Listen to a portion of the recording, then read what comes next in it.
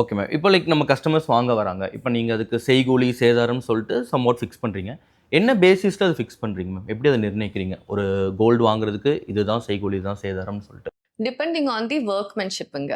இப்போ gold jewellery ஒன்று தான் உங்களுக்கு இந்த பைஃபகேஷன் கிடைக்குது. ம், ம். பப்ளிக்குக்கே இந்த ரா மெட்டீரியல் காஸ்ட் தெரியும். நீங்களே ஒரு ஷர்ட் வாங்குறீங்க, அதுல எம்ஆர்பி 5000 இருக்கும். அதுல டெய்லர் சார்ஜ் இப்படி, மெட்டீரியல் காஸ்ட் இப்படி யாருமே சொல்ல மென்ஷன் பண்ண மாட்டாங்க. மாட்டாங்க. பட் கோல்ட் ஜுவல்லரியில ஒன்று தான் இந்த பைஃபகேஷன் கிடைக்குங்க. ஸோ ஏன்னா அது ரா மெட்டீரியல் காஸ்ட் எல்லாருக்கும் தெரியும். ம்.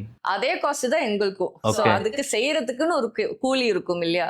தட் இஸ் இப்போ நம்ம 10 கிராம்ஸோட ப்ராடக்ட் செய்யறதுக்கு we will have to give 20 grams. Okay. அப்பதான் அந்த 10 கிராம்ஸோட ப்ராடக்ட் செய்ய முடியும். ம். அண்ட் அந்த காஸ்ட் இன்வால்வ் தான் இந்த செய்கூலி சேதாரம்னு சொல்றது. இந்த மேக்கிங் ஆஃப் தி ப்ராடக்ட்டுக்கு இருக்கிற சார்ஜ் தான் அந்த செய்கூலி சேதாரங்க.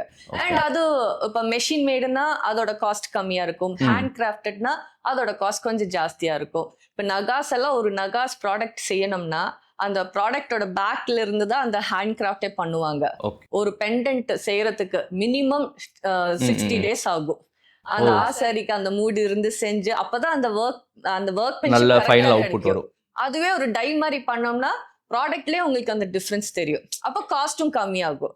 ஸோ அதுதான் டிஃபரன்ஸுங்க. அந்த காஸ்ட் கொடுக்கும்போது தான் அந்த டெப்த் கிடைக்கும். ஓகே.